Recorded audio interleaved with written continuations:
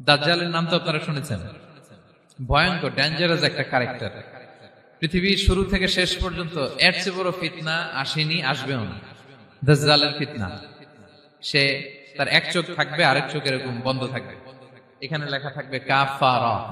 কোনোভাবেই তাকে দমানো যাবে না, হত্যা করা যাবে না। আল্লাহ নবী ঈসা আলাইহিস সালাম তাকে হত্যা করবেন। তো যে ব্যক্তি সূরা কাহাফ তেলাওয়াত করবে, সূরা কাহাফের প্রথম 10 আয়াত বিশেষ করে মুখস্থ রাখবে, আল্লাহ তাআলা উসিমা মিন ফিতনাতিদ দাজ্জাল, দাজ্জালের ফিতনা থেকে তাকে বাঁচাবেন। সূরা কাহাফের মধ্যে একটা শব্দ আছে ওয়ালিয়াতালাত্তাফ। যারা কোরআন পড়েছেন দেখে থাকবেন, না দেখলে আজকে বাসায় যে দেখবেন, একটা শব্দ আছে ওয়ালিয়াতালাত্তাফ। দেখবেন কোরআনের মধ্যে এই শব্দটা বোল্ড করা, মোটা কালি দিয়ে লেখা, bold. This is the middle of the holy Quran. এটা কোরআনের একেবারে মাঝখানে এই শব্দটা। এর আগে যত আয়াত, তারপরে ঠিক তত আয়াত। সুবহানাল্লাহি বিহামদিহি। This is the middle of the holy Quran, এবং এটা সূরা কাহাফের মধ্যে আছে ওয়ালিয়াতালাত্তাফ শব্দটা আপনারা দেখবেন। এবং এই সূরাটা নবুয়তির ৫ম বৎসরে নাজিল হয়েছিল, আবিসিনিয়াতে, হিজরতের পূর্বে। তখন সাহাবীদের উপর, মুসলিম সাহাবাদের উপর কঠিন অত্যাচার চলতেছিল, ভয়ঙ্কর ধরনের অত্যাচার। তো এই সূরাটা নাজিল করে আল্লাহ তাআলা আমাদেরকে সান্ত্বনা দিলেন এবং বুঝাতে চাইলেন এই অত্যাচার, এই জুলুমের শিকার শুধু তোমরাই হচ্ছ না, এর আগেও হয়েছে অনেকে। 7 জন যুবক ছিল রোমান সাম্রাজ্যে, তারা তাদের ঈমান বাঁচানোর জন্য এরকম কষ্টের শিকার হয়েছিল, এবং তারা যে স্বপ্ন দেখেছিল সেই স্বপ্ন আল্লাহ তাআলা বাস্তবায়ন করেছেন। তো এই ঘটনাগুলো শুনিয়ে বেসিক্যালি মক্কার যে মুসলিম সাহাবারা, তাদেরকে আল্লাহ তাআলা সান্ত্বনা দিচ্ছিলেন যে ফ্রাস্ট্রেটেড হওয়ার কিছু নেই। ওয়ালা তাহিনু ওয়ালা তাহজানু ওয়া আনতুমুল আ'লাউনা ইন কুনতুম মুমিনিন। হতাশ হবে না, চিন্তিত হবে না, বিজয় তোমাদেরই হবে যদি তোমরা মুমিন হও, যদি তোমরা বিশ্বাসী হও, তোমাদের ঈমানের দাবিতে যদি তোমরা সত্যবাদী হও। এই সূরাটা নাজিলের একটা প্রেক্ষাপট আছে। মক্কার কুরাইশরা কোনোভাবেই যখন রাসূল সাল্লাল্লাহু আলাইহি ওয়াসাল্লামকে দমাতে পারছিল না, তখন তারা প্ল্যান করলো যে আমরা মদিনাতে যে মদিনার ইহুদিদের কাছ থেকে কিছু জেনে আসি। কারণ মক্কাবাসীদের নবী, রাসূল, ওহী, আখিরাত এগুলোর ব্যাপারে কোনো ধারণা ছিল না। তো ফলে তারা কুরাইশরা নজর ইবনে হারিস এবং উকবা ইবনে আবি মুঈত এই দুইজনকে পাঠালো, তোমরা মদিনায় যাও, মদিনায় ইহুদিরা থাকে, ইহুদিদের কাছে তাওরাত নাজিল হয়েছিল। They have idea regarding prophets and আখিরাত, আখিরাত কি, নবী কি, এগুলোর আইডিয়া তাদের আছে। তো তাদের দুইজনকে পাঠালো যে তোমরা যে তাদের জিজ্ঞেস করো যে আমাদের জ্ঞাতি ভাইদের মধ্যে থেকে একজন তো নবী দাবি করে, সে কি আসলেই নবী কিনা, আমরা কিভাবে বুঝবো? তো যেই চিন্তা সেই কাজ, তারা গেল মদিনাতে, মক্কা থেকে মদিনায়, যে খুলে বললো যে আমাদেরই এক ছেলে, আমাদেরই এক লোক বয়স 40 হওয়ার পর থেকে বলে আমি নবী, আমার কাছে ওহী আসে, আল্লাহ আমার কাছে বাণী পাঠায়, আর তিনি আমাকে বাণী বাহক করে পাঠিয়েছেন তোমাদের কাছে। এটা আসলে সত্য কিনা, আমরা একটু কনফিউশনে আছি। তো ইহুদিরা বলল তোমরা যে তাকে 3টি প্রশ্ন করবে, যদি উত্তর দিতে পারে বুঝবে সত্য নবী।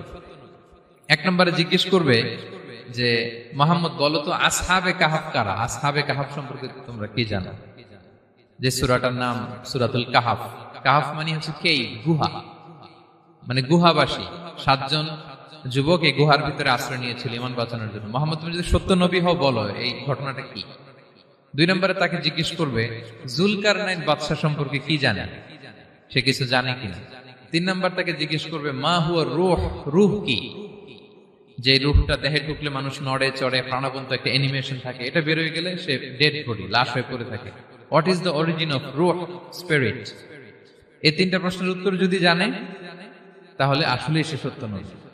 তারা এসে জিজ্ঞেস করলো মুহাম্মদ বলো আসহাবে কাহাফ কারা, বলো জুলকারনাইন কে, বলো রূহ কি। এই 3টা প্রশ্নের উত্তর যদি করতে পারো তাহলে বুঝবে তুমি সত্য নবী। রাসূল সাল্লাল্লাহু আলাইহি ওয়াসাল্লাম বললেন ঠিক আছে যাও, আগামীকাল উত্তর বলে দেব। তিনি ইনশাআল্লাহ বলতে ভুলে গেলেন। রাসূল সাল্লাল্লাহু আলাইহি ওয়াসাল্লামের ধারণা ছিল প্রতিদিনই তো জিবরাইল কোরআনের আয়াত নিয়ে আসে, তো তারই ধারাবাহিকতায় আগামীকাল আসবে, আমি জিজ্ঞেস করে নিব এই 3টা প্রশ্নের উত্তর। তারপরের দিন সবাই এসে হাজির, কিন্তু জিবরাইল আলাইহিস সালাম আসেনি। রাসূল সাল্লাল্লাহু আলাইহি ওয়াসাল্লাম একটু বিব্রতকর পরিস্থিতিতে বললেন। তারা বলল তুমি তো আজকে অ্যাপয়েন্টমেন্ট দিয়েছো, ডেট দিয়েছো, বলো উত্তর বলো। রাসূল সাল্লাল্লাহু আলাইহি ওয়াসাল্লাম বলল আজকে না, আগামীকাল বলে দিলাম। রাসূল সাল্লাল্লাহু আলাইহি ওয়াসাল্লাম ইনশাআল্লাহ কথাটা আর মনে করতে পারতেছেন না। এরপরের দিনও তারা এসে হাজির, কিন্তু রাসূল সাল্লাল্লাহু আলাইহি ওয়াসাল্লাম উত্তর দিতে পারতেছেন না। তারপরের দিন এভাবে পিছাচ্ছেন, রাসূল সাল্লাল্লাহু আলাইহি ওয়াসাল্লাম ডেট দিচ্ছেন না। এভাবে 1 দিন 2 দিন 3 দিন না, 15 দিন। কয় দিন? এদিকে তো এই প্রশ্নের উত্তর জানার জন্য এখন একজন দুজন আসে না, দলে বলে কাফিররা আসে। কারণ রাসূল সাল্লাল্লাহু আলাইহি ওয়াসাল্লামকে এখানে অপমান করা যাচ্ছে, ছোট করা যাচ্ছে, হেয় করা যাচ্ছে। তারা এসে হাসাহাসি করে। আবু বকর, ওমর রাদিয়াল্লাহু আনহুকে বলে, দেখো তোমরা না বলছো সত্য নবী, উনি সত্য নবী হলে তো প্রথম দিন উত্তর দিয়ে দিতে পারতো, পারে না কেন? এটা থেকে বোঝা যাচ্ছে তিনি আসলে মিথ্যাবাদী। 15 দিন রাসূল সাল্লাল্লাহু আলাইহি ওয়াসাল্লামের জন্য এত বিব্রতকর পরিস্থিতি আর ছিল না। 15 দিন পর আল্লাহ তাআলা আয়াত নাযিল করলেন, ওয়ালা তাকুলান্না বিশাইইন ইন্নী ফাইলুন যালিকা গাদা ইল্লা আইয়াশা আল্লাহ। অর্থাৎ হে নবী, ভবিষ্যতের কোনো কাজে যখন ওয়াদা দিবেন, কমিটমেন্ট করবেন, আপনি আইয়াশা আল্লাহ মানে ইনশাআল্লাহ বলা ছাড়া কখনো দিবেন না। রাসূল সাল্লাল্লাহু আলাইহি ওয়াসাল্লামকে শিক্ষা দেওয়ার মধ্য দিয়ে বেসিক্যালি আল্লাহ তাআলা গোটা মুসলিম উম্মাহকে শিক্ষা দিলেন, আমাদেরকে শিক্ষা দিলেন, যাতে আমরা ভবিষ্যতের কাজে আগে ইনশাআল্লাহ বলি। তো রাসূল সাল্লাল্লাহু আলাইহি ওয়াসাল্লাম লেসনটা পেলেন। এরপর আল্লাহ তাআলা উত্তর জানিয়ে দিলেন, আম হাসিবিতা আন্না আসহাবাল কাহফি ওয়ার রহিমি কানু মিন আয়াতিনা আজাবা। টানা 2 পৃষ্ঠা উত্তর দিলেন আসহাবুল কাহফ কারা। তাওরাত, জাবুর, ইনজিলে কোথাও এত বিস্তারিত উত্তর নাই আসহাবে কাহফের ব্যাপারে। আল্লাহ তাআলা আল কাহফ, সূরাতুল কাহফ নামে গুহাবাসীদের নামে একটা সূরা দিলেন, বিস্তারিত 2 পৃষ্ঠায় বর্ণনা করলেন তারা কারা। কুরাইশরা তো তাআজ্জুব বনে গেল, ঘটনা কি, মুহাম্মদের উত্তর কিভাবে জানলো? সে তো কারো কাছে পড়ে নাই, লেখে নাই, এই দেশের বাইরেও কোথাও যায় নাই। দ্বিতীয় প্রশ্ন ছিল যুলকারনাইনকে আল্লাহ আয়াত নাযিল করলেন, ওয়াসআলুনাকা আন যিলকারনাইন কুল সাআতলু আলাইকুম মিনহু যিকরা। টানা আল্লাহ তাআলা প্রায় 1.5 পৃষ্ঠা, 1 পৃষ্ঠারও বেশি যুলকারনাইনের ঘটনা শোনালেন। আর রূহের কথা শোনালেন সূরা আল ইসরাতে, ওয়াসআলুনাকা আনির রূহ কুলির রূহু মিন আমরি রাব্বি ওয়া মা উতীতুম মিনাল ইলমি ইল্লা কালিলা। রূহ এটা আল্লাহর স্পেশাল একটা অর্ডার, আল্লাহর আদেশে এটা ঢুকে আল্লাহর আদেশে বের হয়। এটা কেউ ছুঁতে পারে না, ধরতে পারে না, দেখতে পারে না, এটা আল্লাহর পক্ষ থেকে একটা মিরাকেল। 3টা প্রশ্নের উত্তর যখন আল্লাহ তাআলা দিয়ে দিলেন, রাসূল সাল্লাল্লাহু আলাইহি ওয়াসাল্লাম তাদেরকে সাবলীল ভাষায় শুনিয়ে দিলেন। তারা অবাক হয়ে গেল। এইটা হচ্ছে সূরাতুল কাহফ নাজিল হওয়ার প্রেক্ষাপট। এরকম একটা সিচুয়েশনে নবুয়তির 5ম বছরে আল্লাহ তাআলা এই সূরাটা নাজিল করেছেন। এই সূরার কিছু ফজিলত আছে। রাসূল সাল্লাল্লাহু আলাইহি ওয়াসাল্লাম জুমার দিনে এই সূরাটা আমাদেরকে তেলাওয়াত করতে বলেছেন। আপনারা তেলাওয়াত করেন তো? সূরা কাহফ যদি জেনে না থাকেন আজকে থেকে করবেন। রাসূল সাল্লাল্লাহু আলাইহি ওয়াসাল্লাম বলেছেন যে জুমার দিনে যে এই সূরা কাহফ তেলাওয়াত করবে, মান ক্বারা সূরাতাল কাহফি ফি ইয়াউমিল জুমআতি আদাআ লাহু মিনান নূরি মা বাইনাল জুমআতাইন। 2 জুমার মাঝখানে আল্লাহ তাআলা এই জুমার সময়টাকে তার জন্য আলোকিত করে দেয়। কি করে দেয়? আলোকিত করে দেয়। একটা নূর তার জন্য সেট করে, এই নূর তাকে হেদায়েতের পথে অবশিষ্ট রাখে। এটা হচ্ছে একটা। তাহলে জুমার দিন আমরা সূরা কাহফ তেলাওয়াত করব, মনে করি এটা সুন্নাহ। জুমার দিনের সুন্নাহগুলোর মধ্যে থেকে একটা সুন্নাহ হচ্ছে সূরা কাহফ তেলাওয়াত করা।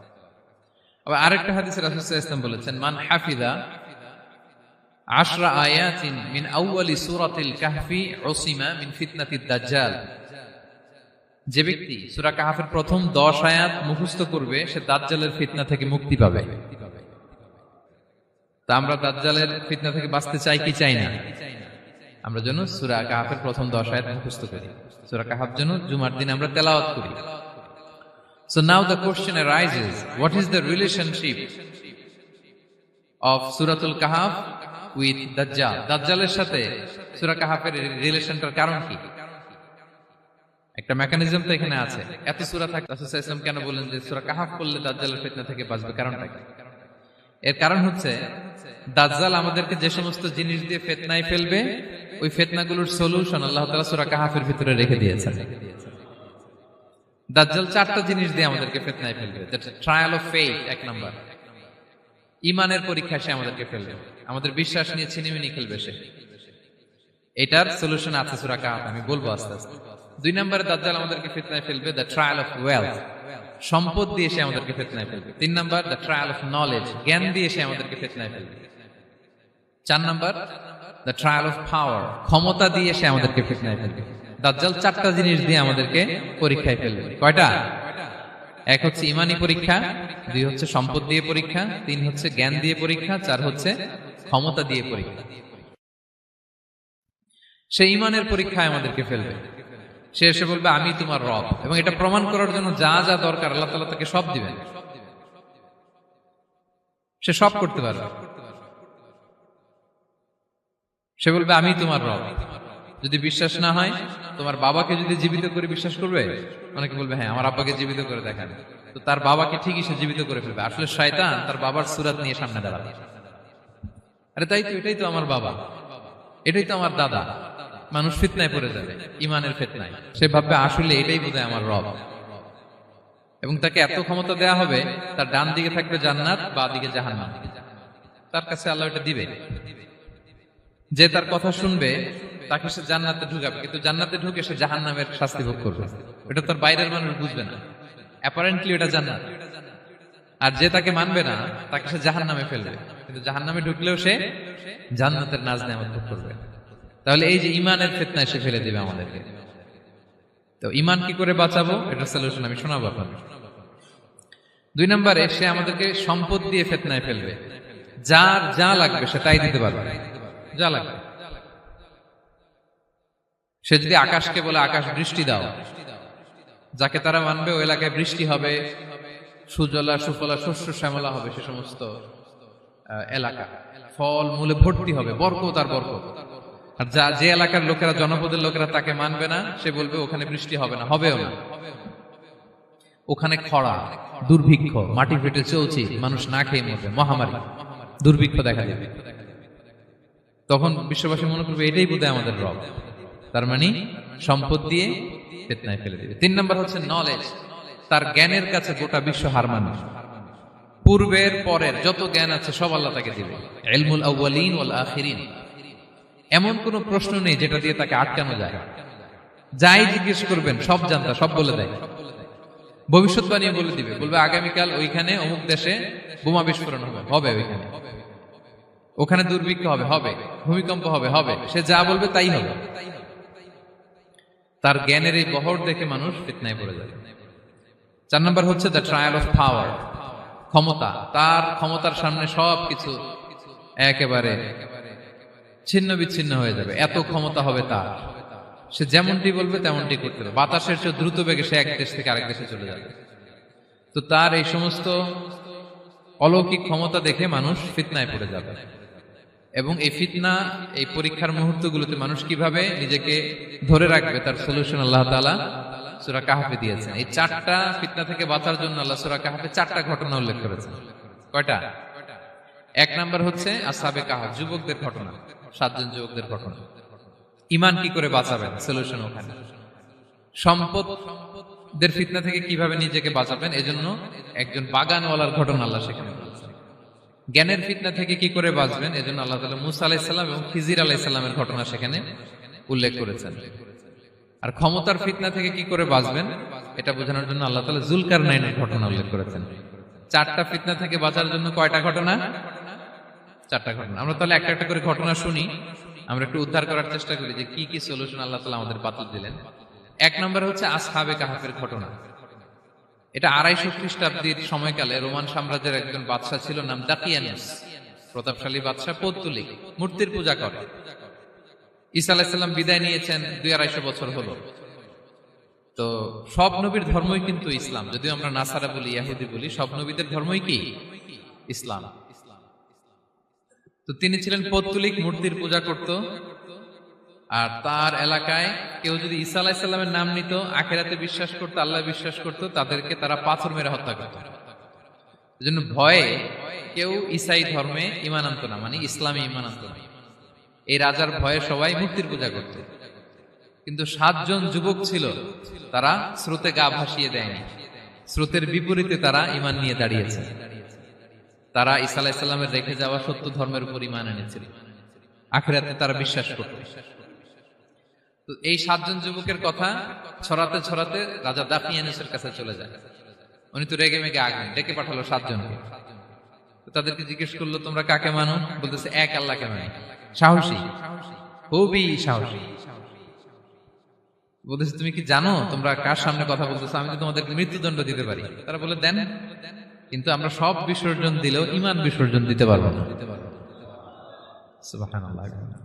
তিনি বললেন তোমরা যুবক মানুষ, রক্ত গরম, আবেগে কথা বলতেছো, 3 দিন সময় দিলাম, যাও ঈসার নাম ভুলে যাও, আখিরাত ভুলে যাও, আল্লাহর নাম ভুলে যাও। 3 দিন পরে তোমাদেরকে আবার ইন্টারভিউ নেব। ওই দিন যদি একই কথা বলো, পাথর মেরে 7 জনকে দুনিয়া থেকে উড়িয়ে দেবে। তারা চলে গেল। এবার 7 বন্ধু মিলে পরামর্শ করতে লাগলো, কি করতে পারি আমরা, এই গুণে ধরা সমাজকে আমরা কিভাবে বাঁচাবো, এই পৌত্তলিকতার ছোবল থেকে এই ইফসিস নগরীকে বাঁচাবো কি করে। নগরীটার নাম ছিল ইফসিস নগরী। বর্তমানে এটা তুরস্কের ইজমির শহরে অবস্থিত। এখনো জায়গাটা প্রত্নতাত্ত্বিকদের ওই ইয়েতে এটা সংরক্ষিত, এখনো টুরিস্টরা যায়। তো তারা বলল, আমরা ঈমান বিসর্জন দিব না, যদি আমরা ওদের কথা মেনে নিই আমরা তো মুশরিক হয়ে গেলাম, চলো আমরা এক কাজ করি, আমরা এলাকা ছেড়ে দিই। এই 7 যুবক আল্লাহর উপর ভরসা করে তারা বাড়ি ঘর আত্মীয় স্বজন সব ছেড়ে দিয়ে, লোকালয় ছেড়ে দূরে একটা পাহাড়ের ভেতরে আশ্রয় নিল। পাহাড়ের ভেতরে একটা গুহা ছিল, এই গুহা কি আরবিতে বলে আল কাহাফ। কি বলে? এই সূরার নাম কি? সূরাতুল কাহাফ। তো তাদের সাথে সাথে একটা কুকুরও যাচ্ছিল। তারা বারবার তাড়িয়ে দেওয়ার চেষ্টা করতেছিল কুকুরটাকে, যাতে না যায়, কিন্তু কুকুর শুধু কান্না করে তাদের সাথে যাওয়ার জন্য ঘেউ ঘেউ করতেছিল। এই কুকুরটাকেও সাথে নিল। ভালো মানুষদের সাথে থাকলে কি হয় দেখেন, এই কুকুরের কথা, যেহেতু 7 জন ইমানদারের সাথে একটা কুকুর ছিল, এই কুকুরের কথা আল্লাহ সূরাতুল কাহাফে উল্লেখ করে দিয়েছেন। ওয়া কালবুহুম বাসিতুন যিরাআইহি বিল ওয়াসিল। তো তারা ভিতরে গেল, যে প্রচন্ড ক্লান্ত, তারা ঘুমিয়ে পড়ল। কি করলো? এই এক ঘুমে আল্লাহ 309 বছর কাটাই দিলেন। কয়শো 9 বছর? 9 বছর ঘুম, সব ঘুম, প্রচন্ড ঘুম, ঘুম যেন আর কাটে না। 309 বছর পরে এরা জাগলো। এখন খুব ক্ষুধা, ঘুমে আর মোর ভাঙতেছে, আর একজন জিজ্ঞেস করতেছে, কি লম্বা সময় ঘুম দিলাম বোধহয় আমরা? একজন বলতেছে, হ্যাঁ মনে সারাদিনই ঘুমাইছি আমরা। আরেকজন বলতেছে, না না সারাদিন না, দিনের কিছু অংশ হয়তো ঘুমাইছি। আসলে কয় বছর ঘুমাইছে? 309 বছর। তো এদিকে সভ্যতার তো চেঞ্জ। এখানে ওই দাকিয়ানুস মরে, এর ছেলে মরে, এর নাতি মরে, পুতি মরে, এখন 6ষ্ঠ নম্বর রাজা আসছে। প্রজন্মের পর প্রজন্ম তো শেষ। 309 বছরে কমপক্ষে 4-5টা জেনারেশন চেঞ্জ হবে। তো জেনারেশন চেঞ্জ হয়ে, এলাকা চেঞ্জ হয়ে, তারা যে স্বপ্ন দেখেছিল এই ইফসিস নগরীতে কালিমার পতাকা উঠবে, তাদের স্বপ্ন আল্লাহ বাস্তবায়ন করেছেন। 309 বছরের ব্যবধানে এই এলাকার সবাই মুসলিম হয়ে গেছে। আল্লাহ চাইছিলেন ওদেরকে দেখাবে এটা, যে স্বপ্নটা যে বাস্তবায়ন হয়েছে এটা দেখাবে। তো ঘুম থেকে উঠছে, একজনকে তারা বললো যে লুকায় লুকায় চাদর মুড়ি দিয়ে কিছু রুটি নিয়ে আসো বাজার থেকে, যাতে তোমাকে না চিনে। চাদর মুড়ি দিয়ে যাও। কিছু পয়সা ছিল, মুদ্রা দিয়ে দিস। তো সে যে যখন দোকানদারের কাছ থেকে রুটি নিয়েছে আর মুদ্রা দিছে, দোকানদার বলে, এই মুদ্রা কোত্থেকে আসলো? 309 বছর আগে মালয়েশিয়াতে রিঙ্গিট ছিল কিনা জানি না, যেভাবে ওরা ট্রানজাকশন করতে পারে, যেটা ছিল ওইটা যদি এখন কেউ দেয়, রাজধানী বিলাসে খাবার পাওয়া যাবে? হ্যাঁ। তো রুটিওয়ালা বলে, তুমি বর্তমান সময়ের মুদ্রা দাও, এটা দিচ্ছ কেন? বলতেছে, এটা তো বর্তমান সময়ের মুদ্রা। বলতেছে, এই যে মুদ্রার মধ্যে দেখো কোন সালের সিল দেওয়া, এটা তো শত শত বছর আগে। বলতেছে, কি বলে শত বছর আগে? আমি তো আজকে সকালেই বাজার করলাম, ওই বাজার করে যে টাকাগুলো ছিল ওইটাই তো পকেটে। বলতেছে, বলে কি? নিশ্চয়ই তুমি গুপ্তধনের সন্ধান পেয়েছো, হিডেন ট্রেজার। বলো। মানে তার সাথে এদের কথাবার্তা কিছু মিলতেছে না। পরে তাকে ধরে ওই সময়কার রাজার কাছে নিয়ে গেছে। ওই রাজা আবার মুসলিম, সবাই মুসলিম তখন। সে যা বলে এরাও কেউ বিশ্বাস করে না, এরাও যা বলে এও বিশ্বাস করে না। আর এলাকা, এর বাড়িঘর আসবে কোত্থেকে? এর নাতি পুতি যা আছে 5-6 পুরুষ তো মরে সবাই কবরে। তখন তার কথা শুনে সবাই অবাক। তো এটা মিলানোর জন্য তারা 309 বছর আগের দাকিয়ানুস বাদশার সরকারি যে নথিপত্র, ওই পুরাতন ছিঁড়া নথিপত্র তারা বের করলো। বের করে দেখে ঠিকই দাকিয়ানুস নামে এক বাদশা ছিল, আর অনেক শত শত বছর আগে মোস্ট ওয়ান্টেড 7 জন যুবক ছিল, যাদের ব্যাপারে এক্সিকিউশনের অর্ডার ছিল। এখন দেখে তারা অবাক। লম্বা ঘটনা আমি শর্ট করে বলতেছি। পরে সবাই মিলে তাকে সহ ওই গুহায় গেল। গুহায় যাওয়ার পরে সে বাকিদেরকে ডাকতে গুহার ভিতরে ঢুকলো। আল্লাহ তাআলা 7 জনকে ওইখানে মৃত্যু দিয়ে দিলেন। চিরকালের জন্য এই 7 জন ঘুমায় পড়লো। আর এলাকাবাসী, রাজা সহ এখানে তারা একটা মসজিদ নির্মাণ করলো। This is the story of আসহাবে কাহাফ। তো এলাকাবাসী যদিও মুসলিম হয়েছিল, কিন্তু আখিরাতের ব্যাপারে তাদের একটা সন্দেহ ছিল, যে আসলে মানুষ মরার পরে কি আবার জীবিত হবে? মৃত্যুবরণ করার পরে আবার মানুষ জীবিত হবে? তাদের মনের মধ্যে একটা সন্দেহ ছিল যে আসলে মারা গেলে মানুষ আবার উঠতে পারে। তাদের এই সন্দেহ দূর করার জন্য আল্লাহ তাআলা এই 7 জনকে 309 বছর ঘুম পাড়িয়ে আবার জীবিত করলেন। সুবহানাল্লাহ বিহামদিহি। তাহলে ঈমান কিভাবে বাঁচাতে হয় এটার প্রেরণা আমরা এই 7 যুবকের কাছ থেকে পাই। এখানে যেটা আমরা শিখি প্রিয় ভাইরা, 1 নম্বর লেসন হচ্ছে আমাদের গুড কোম্পানি লাগবে, রাইটাস পিপল, মানে আমাদের সার্কেলটা ভালো হইতে হবে। তাদের 7 জনের সার্কেলটা খুব ভালো ছিল, ফলে তারা বিপথে যায় নাই এবং তারা এমন শক্ত সিদ্ধান্ত নিয়েছে যে আল্লাহ তাআলা সেটাতে বরকত দিয়েছেন, গোটা সমাজকে আল্লাহ তাআলা চেঞ্জ করে দিয়েছেন। এটা হচ্ছে 1 নম্বর লেসন। আপনি ঈমান বাঁচাতে হলে আপনার সার্কেল ভালো লাগবে। খুঁজবেন যে এলাকায় যাবেন ওখানে নামাজি সার্কেল কারা আছে, ওখানে জ্ঞানী গুণী সার্কেল কারা আছে, ওখানে ভালো কাজ করতে চায়, একে অপরকে সহযোগিতা করে, কল্যাণের পথের যাত্রী কারা আছে খুঁজতে হবে আপনাকে। খুঁজে ওই সার্কেলে আপনি যুক্ত হবে, তাইলে ঈমান বাঁচানো যাবে। ক্লিয়ার? 2 নাম্বার হচ্ছে conflict between believers and disbelievers it's universal. সত্য মিথ্যার লড়াই এটা চিরন্তন, আজীবন থাকবে। এটা ওনাদেরও ছিল, এখনো আমাদের লড়াই করে যেতে হচ্ছে, আমাদের ভবিষ্যৎ প্রজন্মও করবে। এই লড়াইটা আমরা করে যেতে চাই। কি বলেন? হ্যাঁ, থামা যাবে না? আমরা থামতে আসিনি, আমরা এই লড়াইটা করে যাব, আমরা সত্যের কথা বলেই যাব ইনশাআল্লাহ। বলেন। 3 নাম্বার হচ্ছে যে লেসনটা আমরা পাই, অনেকগুলো লেসন, আমি খুব প্রেসাইজলি বলতেছি। যুবকরা চাইলে একটা সমাজকে পাল্টে দিতে পারে। এই পৃথিবীতে যত বড় বড় বিপ্লব হয়েছে এগুলো যুবকরা এনেছে। তারা হচ্ছে সভ্যতা গড়ার কারিগর। আসহাবে কাহাফ আমাদের এই সময়ের নওজওয়ানদের জন্য প্রেরণা, তারা আমাদের জন্য প্রেরণার বাতিঘর। তারা যেমনি ঈমানকে রক্ষা করেছে, আমাদের যুবকরা চাইলেও তাদের ঈমানি চেতনাতে স্পিরিট দিয়ে সমাজটাকে পাল্টে দিতে পারে। কি বলেন? এখানে বেশিরভাগই তো যুবক। হ্যাঁ, গুড সার্কেলে থাকবেন তো আপনারা? সত্যের পক্ষে সবাই থাকবেন তো? আল্লাহ তাআলা কবুল করুন। আচ্ছা, এবার 2 নাম্বার ছিল সম্পদের ফিতনা, কিভাবে বাঁচবেন।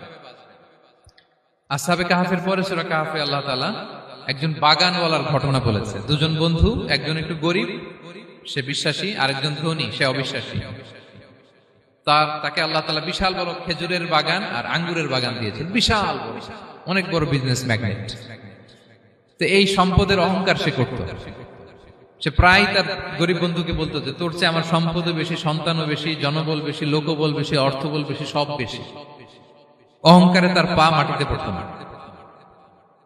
আর সে আখিরাতে অবিশ্বাস করত এবং সে বলতো যে এই সম্পদ আমারে বাঁচাবে, চিরকাল আমাকে স্মরণীয় করে রাখবে, এই সম্পদ কোনোদিন যাবে না।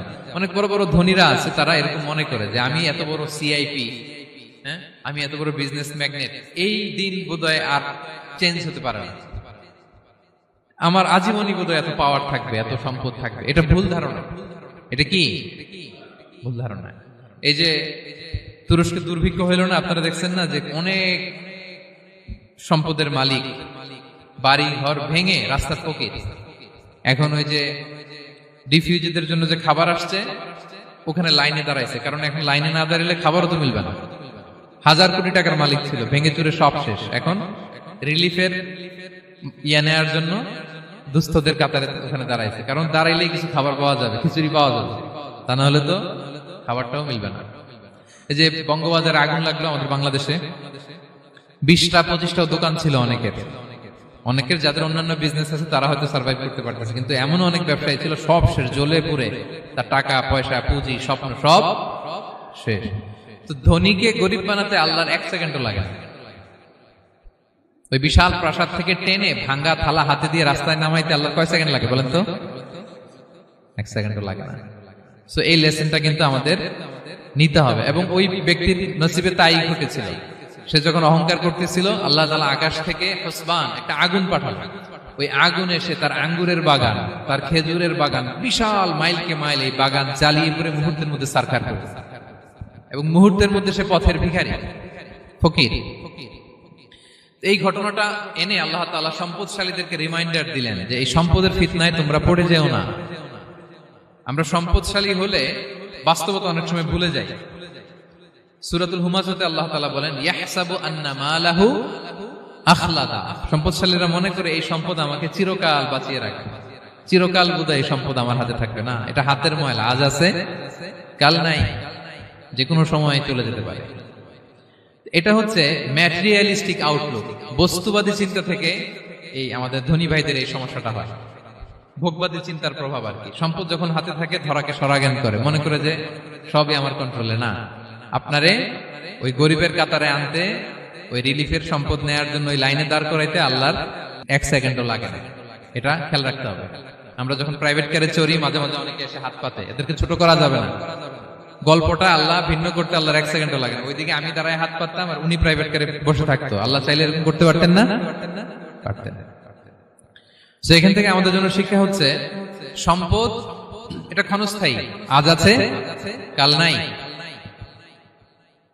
এটা ক্ষণস্থায়ী, এটাকে এভারলাস্টিং মনে করা যাবে না। এভারলাস্টিং হচ্ছে আখিরাত। ওয়ালাল আখিরাতু খায়রুল লাকা মিনাল উলা, আখিরাত তোমার জন্য দুনিয়ার চেয়ে শ্রেষ্ঠ।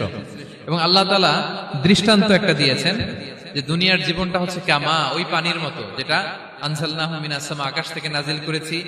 ওই পানি ক্ষেতের মধ্যে পড়ে ফসল, ফুল ফসল হয়েছে। এরপরে যখন ফসল কাটা হয়, ওই ক্ষেত খামার এগুলো তৃণলতা হয়ে যায়, ভুসির মতো হয়ে যায়। তখন বাতাসের ঝাপটায় একবার এদিকে যায়, একবার ওদিকে যায়। অনেক লম্বা উপমা, আমি সংক্ষেপে বললাম। তো শেষ আউটপুটটা হচ্ছে এটা, সম্পদ এটা মুহূর্তেই চলে যেতে পারে। সম্পদ উপার্জন জায়েজ আছে, মুসলিমরা সম্পদ উপার্জন করতে পারবে, কোনো অসুবিধা নাই। আপনি যদি ধনী হন এটা ভালো, ফলে আপনি যাকাত দিতে পারবেন, অসহায় দুস্থদের সহায়তা করতে পারবেন, কন্ট্রিবিউট করতে পারবেন। আপনি সম্পদ হাতের মুঠোয় নেবেন, কন্ট্রোল করবেন, কিন্তু এই দিকে স্থান দিবেন না। দ্যাটস ইট, তাহলেই হবে। আমরা সম্পদ কি করতে পারবো? উপার্জন করতে পারবো, কিন্তু হৃদয়ে স্থান দিতে পারবো না। হৃদয়ে স্থান থাকবে আখিরাতের। এই মাইন্ডসেট যদি আপনি গড়ে তোলেন, তাহলে সম্পদের ফিতনা আপনি কখনো পড়বেন না। এই পয়েন্টটা কি ক্লিয়ার সবার? ক্লিয়ার। 3 নাম্বার ফিতনা ছিল কিসের ফিতনা দেখি কে বলতে পারে?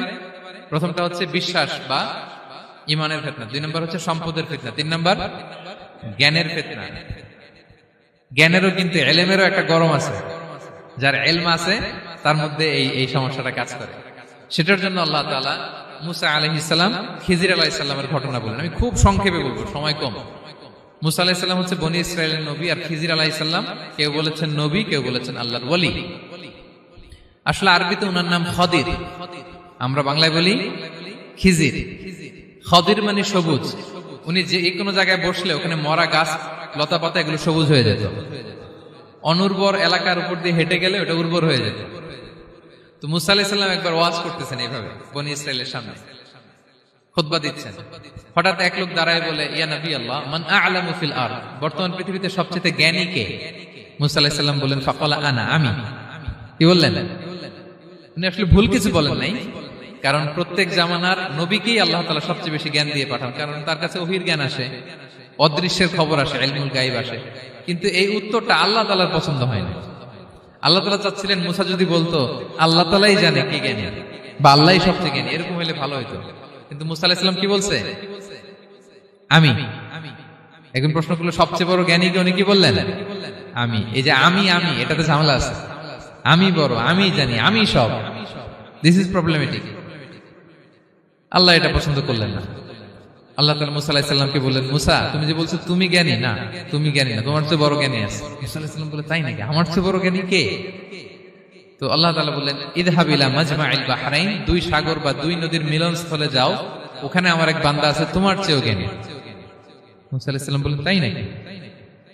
তো আল্লাহ আমি কিভাবে চিনব উনি কোথায় থাকে, কিভাবে বুঝবো? আল্লাহ বললেন, একটা বড় মাছ নাও, এটাকে ফ্রাই করো, এটাকে ফ্রাই করে একটা ঝুড়ির ভেতরে নাও, যেখানে এই মাছটা সাগরে ঢুকে যাবে ওখানে আমার বান্দাকে পাবে। তো উনি ওনার সহযোগী ইউশা ইবনে নুনকে নিয়ে হাঁটতে লাগলেন। হাঁটতে হাঁটতে এক জায়গায় ক্লান্ত হয়ে পাথরের পাশে বিশ্রাম নিলেন। ওই পাথর থেকে আবার এক ধরনের পানি বের হয়, এই পানিটারে বলে আবে হায়াতের পানি, মাউল হায়াত, জীবন নদীর পানি। এই পানি কোনো মৃত প্রাণী বা বস্তুর গায়ে লাগলে ওটা জীবিত হয়ে যায়। তো ওনারা পাথরে হেলান দিয়ে বিশ্রাম নিচ্ছিলেন। ওই পানি ওই ফ্রাই করা মাছের গায়ে লাগার সাথে সাথে মাছ জীবিত হয়ে ঝুড়ি থেকে বের হয়ে সাগরে ঢুকে গেছে। ওনারা আর খেয়াল করেন না।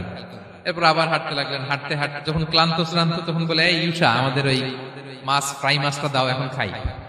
ঝুড়ি খুলে দেখে মাছ নাই। মাছ গেল কোথায়? তখন ইউশা বললো, হয়তো আমরা যে পাথরের ওখানে বিশ্রাম নিয়েছিলাম ওখানে আমরা মিসিং, ওখানে হারাই ফেলছি। চলো চলো, আরে ওইদিকে তো যাইতে হবে আমাদের। উনি গেলেন, যে দেখে মাছ যে জীবিত হয়ে বালুর এদিকে নাড়াচাড়া করতে করতে সাগরে ঢুকে গেছে, ওখানে দাগ আছে। মুসা আলাইহিস সালাম ঢুকলেন সুরঙ্গ, ঢুকে দেখে চাদর গায়ে দিয়ে এক লোক শুয়ে আছে। সালাম দিলেন, আসসালামু আলাইকুম। ওই লোক চাদর আর সরায় না, ভিতর থেকে বলতেছে ওয়ালাইকুম আসসালাম। তো চাদরের ভিতর থেকে উনি বলে মান আন, তুমি কে? মুসা আলাইহিস সালাম বললেন আনা মুসা, আমি মুসা। উনি বলেন মুসা বনি ইসরাইল, বনি ইসরাইলের মুসা? বললেন হ্যাঁ। কেন এসেছো? এবার চাদর খুললেন, বলতেছে আপনার কাছ থেকে কিছু শিখতে আসছি। আল্লাহ বলছে আপনি নাকি সবচেয়ে বড় জ্ঞানী।